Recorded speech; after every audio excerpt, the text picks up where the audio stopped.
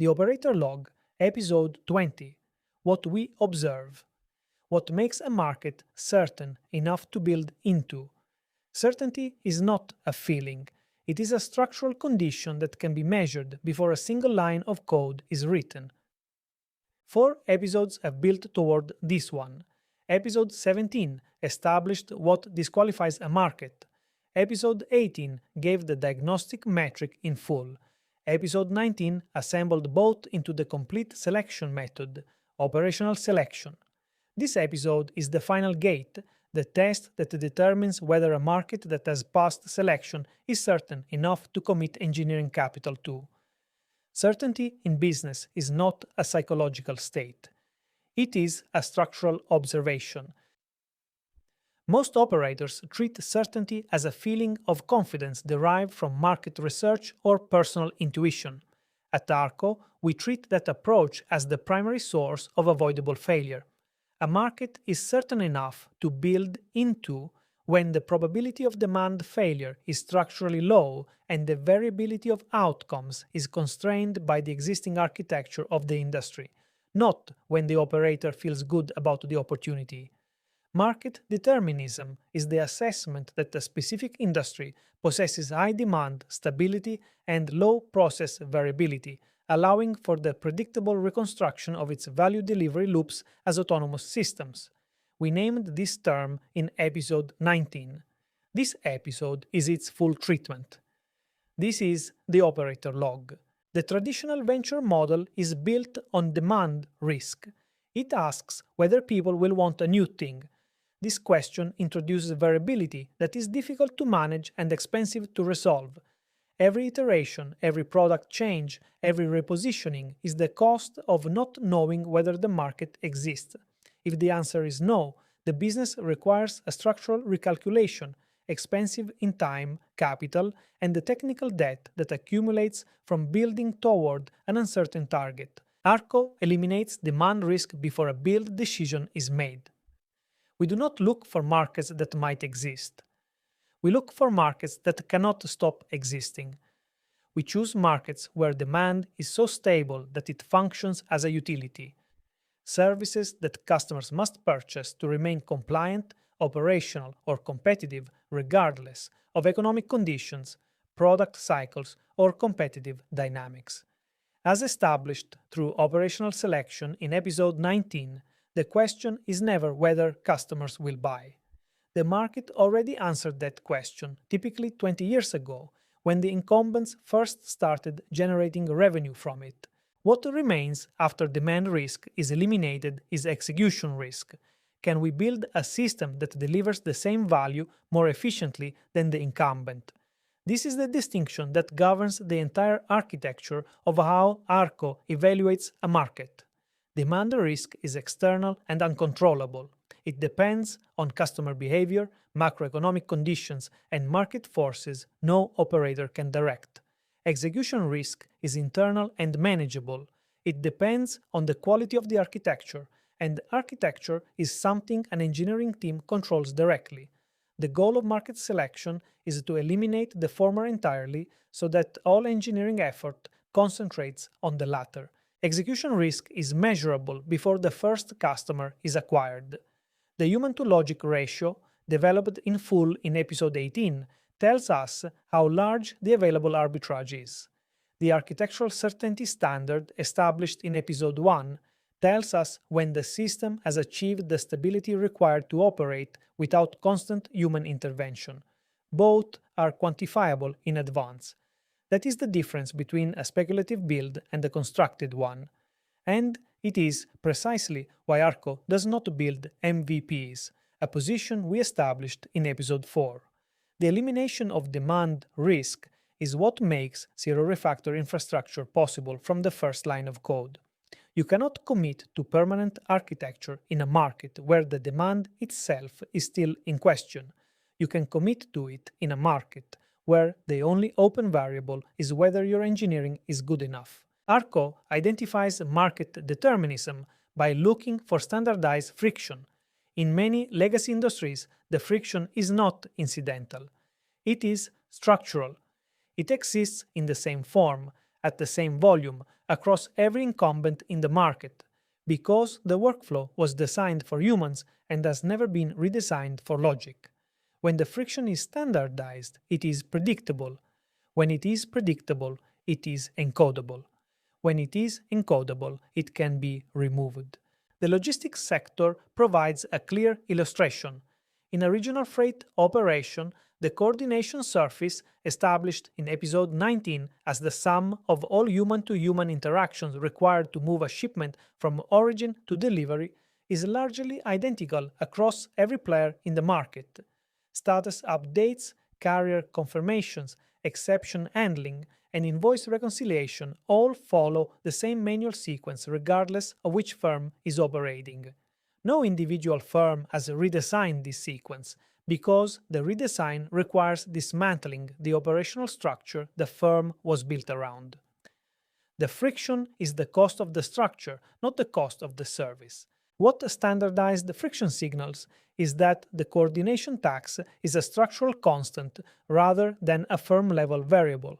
Every incumbent pays it. No incumbent can eliminate it without rebuilding from scratch. That structural permanence is precisely what makes the market certain. The arbitrage is not dependent on any single competitor's inability to respond. It is embedded in the architecture of the entire sector. This is the insight that separates a merely breakable market from a certain one. An autonomous competitor entering a market where only one incumbent is inefficient is betting against that specific firm's ability to improve.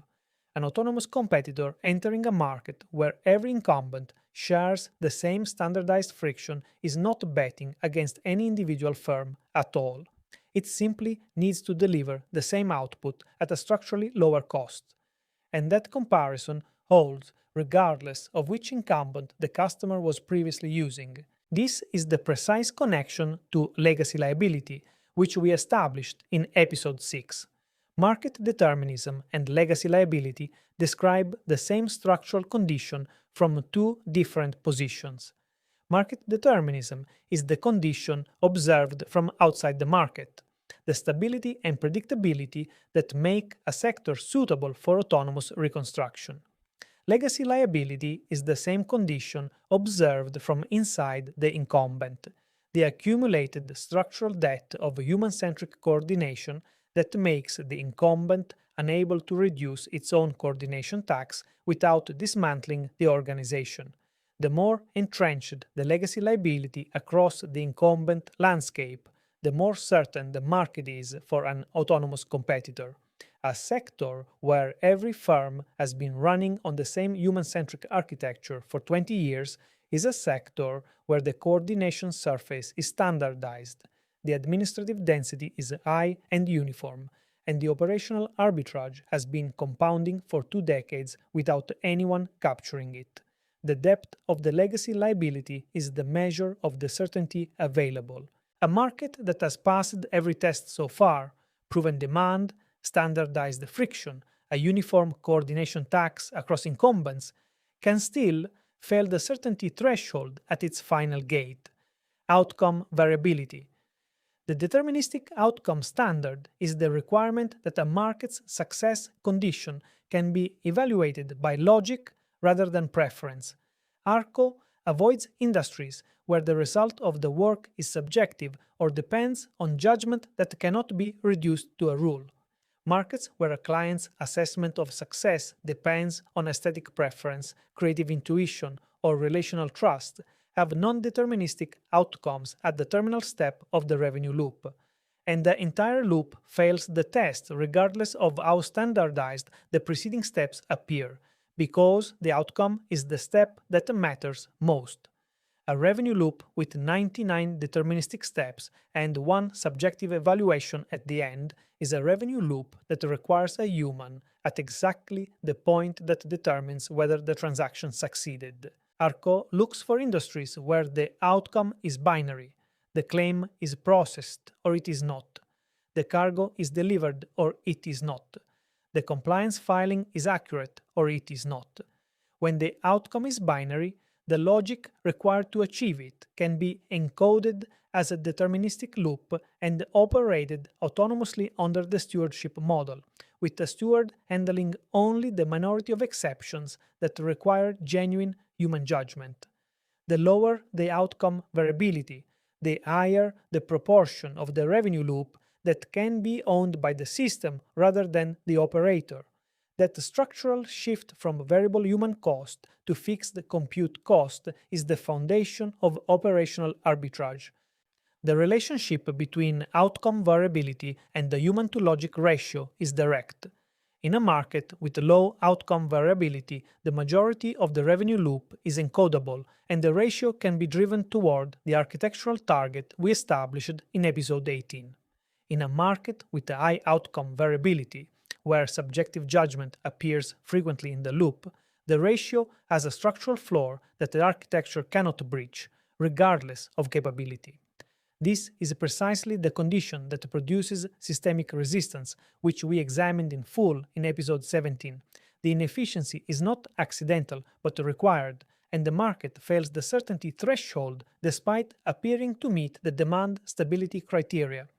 Identifying this distinction before committing to a build is the single most valuable outcome of the entire selection process. There is a precise distinction worth naming between a breakable market and a certain one. A breakable market is defined by the structural combination that makes autonomous reconstruction feasible: a high human-to-logic ratio, no systemic resistance, and fragmented competition. A certain market adds a temporal and stability dimension to that assessment. The demand has been stable for long enough, and the inefficiency is standardized enough that the business case is predictable rather than merely possible. A market can be breakable without being certain. Autonomous reconstruction is technically feasible, but the demand stability or outcome predictability has not yet accumulated enough history to justify a permanent architecture. A certain market is a breakable market that has met the additional threshold for build commitment. In practice, markets with a decade-long track record of stable, non-discretionary revenue and a uniform coordination tax are almost always both, but the distinction matters when evaluating an edge case, where a market might be structurally attractive but too recent to trust. The operational counterpart to all of this is the intervention threshold, the calibrated point at which the system escalates a decision to the steward rather than resolving it autonomously.